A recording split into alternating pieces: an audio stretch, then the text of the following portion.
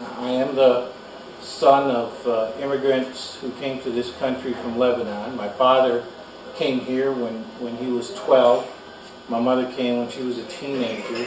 And my father worked his entire life at Ford Motor Company, his entire adult life, and served in the military in World War II.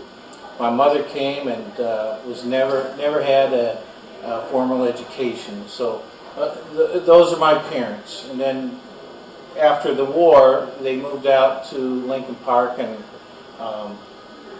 I was basically raised in Lincoln Park. In 1970, I moved into the city, and when I was a very young man, I got involved in the political process, to be quite frank with you, in kind of leftist kind of politics, and I started protesting against stress in 1972.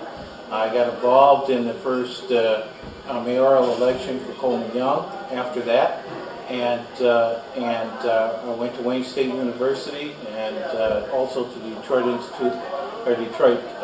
Institute of Technology. I got an associate's degree and a bachelor's and a master's degree. My master's degree is in social work. I entered a PhD program in applied sociology, and I did not finish, but I got pretty far. Then my activism led me to get a job with John Conyers.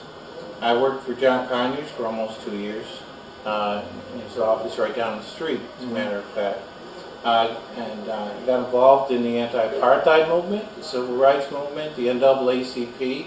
As a matter of fact, I was a dinner marshal in the NAACP Freedom Fund dinner for like almost 15 years. Also got involved, as a matter of fact, back in those early days in the 80s, I actually sold memberships to the NAACP and the Arab American community. Kind of a little bit of a rarity, and but honestly, today, if you go into Highland Park, and stop me from getting carried away, or into Hamtramck, you'll find that the Arab Yemeni community in Hamtramck is very much involved in the NAACP today. And I think it's a wonderful thing, to be quite frank with you. So I also was a delegate for Jesse Jackson in 1988 at the Democratic National Convention. I was very much involved in the 13th Congressional District. I was vice chair, corresponding secretary, and I was also the chair of the turkey drive that we did. I chaired that turkey drive for almost 10 years, where we took donations for turkeys and we gave them to the poor and elderly families in the district for Thanksgiving. We started out giving about 20 turkeys away in that first year that I took over. And then the last year that I was involved was 2008. We gave away nearly 600 turkeys. I'm very proud of that. That's why I mentioned that. I was also involved with I was appointed to the Detroit-Wayne County Community Mental Health Agency Board of Directors. I served 15 years on that board. That board oversees all mental health programs and facilities in Wayne County, and oversees a budget of $530 million annually. In addition to that, most recently I was appointed to the Board of Regents at Eastern Michigan University by the governor, and I'm also currently serving as a member of the Board of Police Commissioners. I was appointed 3.5 years ago, and I currently serve on the Board of Police Commissioners. My professional career was that I served for 22 years as a school social worker in Detroit Public Schools, and 6 years in emergency psychiatry at Detroit Receiving Hospital. And as I said earlier, I was almost 2 years with John Conyers as community liaison.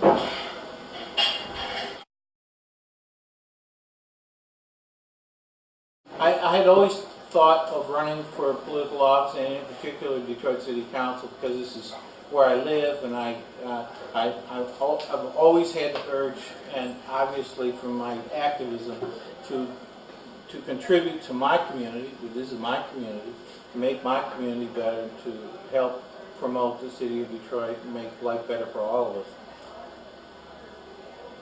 That's the underlying motivating factor. But I never really thought that this was a possibility. And last year, sometimes I'm a little hesitant to drop names, but last year, when Barack Obama ran for president and won, I said to myself, this is a different day. I said to myself that the American people saw in him what he could offer and do for the country, and looked beyond the race and or ethnicity or religion, etc., etc., etc. And the wisdom of the American people saw fit to elect him as President of the United States.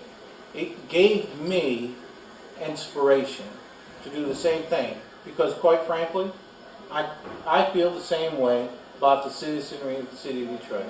I honestly believe that they have the wisdom to look beyond those superficial things, race, religion, etc., and to want somebody who can contribute to make things better.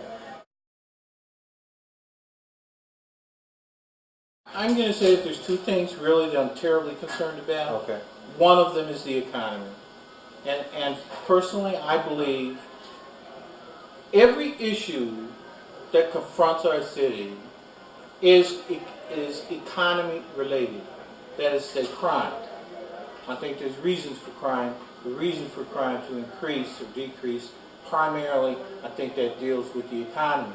When we have unemployment, when we have people who are hopeless because they don't have money to pay their rent, etc., etc., I think it's crime related, or it's economically related to crime.